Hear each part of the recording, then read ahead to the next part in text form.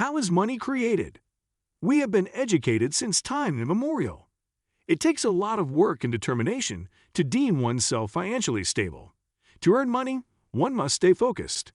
Where does all this money come from? What's the origin of the creation of money? Is all of this money meant to be paid back? Today we will discuss money's very fundamentals, and more specifically, how it is created. Stay tuned with us till the end of the video to gain all the knowledge we have to offer. It is commonly believed that money can only be created by governments or central banks. But today, money is mostly created by commercial banks. This isn't an exclusive assumption, yet it's true. Today we will see how this is done, focus on the forces that drive and constrain this particular means of money creation, and elaborate on the role of monetary policy. Today's money supply comprises bank deposits, which include money in payment and savings accounts. Only a very minute proportion involves cash. Gaining an understanding of how money is originated thus focuses on the creation of bank deposits. To figure this out, we first analyze the concept of the bank balance sheet. So how is money made anyway? While it's commonly believed that banks first raise money and then, later on, lend it to others, this is definitively not right as in the current system. The creation of money is entirely different. When someone borrowing money takes a loan from a bank, the bank grants the loan, and at the same time, creates a bank deposit. Banks thus create money that is new when granting loans. This can be explained through a simplified bank balance sheet and one of our own examples. For instance, George wants to take a loan of 5,000 euros from the bank to purchase a car. Before the bank grants the loan, it first examines George's creditworthiness. If the bank does grant the loan, it increases George's payment account balance by 5,000 euros, thereafter creating money. This newly created money is a debt that the bank owes George.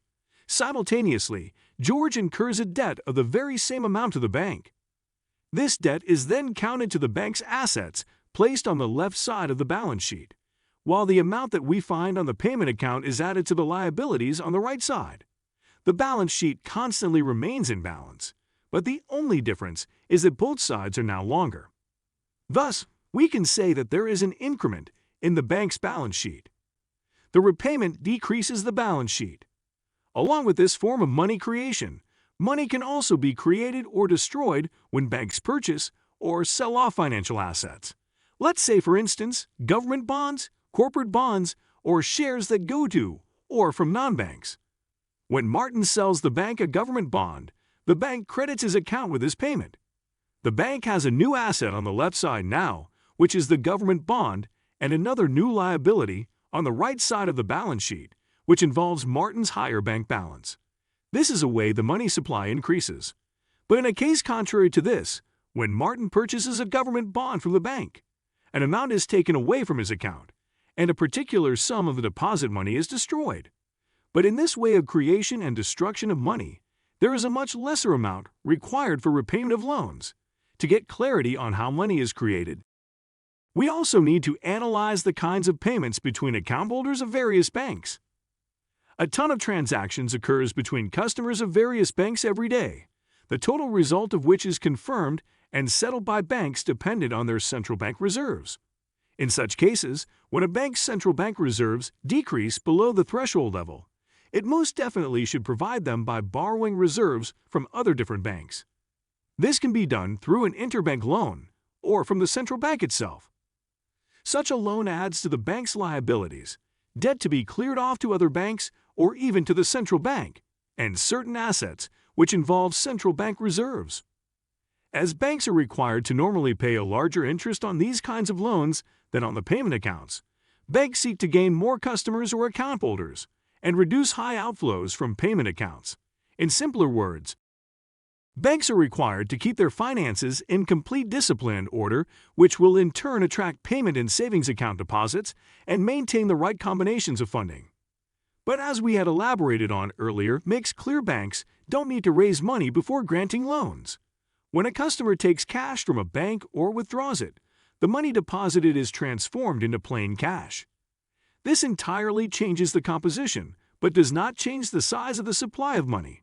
If George, from what we had discussed earlier in our example, had withdrawn the money he borrowed from the bank in cash from an ATM, we would be able to witness changes on both sides of the balance sheet of both the bank's central bank reserves, comprising of cash and George's payment account balance, would have significantly fallen. When cash is converted into deposit money, this does not have any effect on the size of the total money supply. Banks form money through basic administrative acts while granting loans.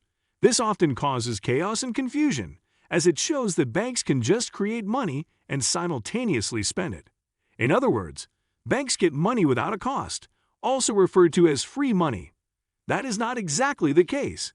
The money created is a debt that the bank owes the customer and can safely be called the customer's money, although the customer also has incurred a debt to the bank. The formation of deposit money, therefore, includes the creation of a debt owed by the customer to the bank and a debt owed by the bank to the customer at the same time, a concept referred to as mutual debt acceptance. Even if mutual debt acceptance may hint that the two debts reflect one another, the debts have entirely distinct and different characteristics. The debt the customer owes the bank, for instance, a mortgage, often has a longer period of maturity and is required to be repaid along with interest, which is one of the bank's income streams, during an equal period. The debt owed by the bank to the customer does not have any fixed repayment term and can even never be repaid. This is what functions as money. This can be used to either make payments or can even be withdrawn whenever the customer pleases. The customer can either transform it into cash or it to a different bank.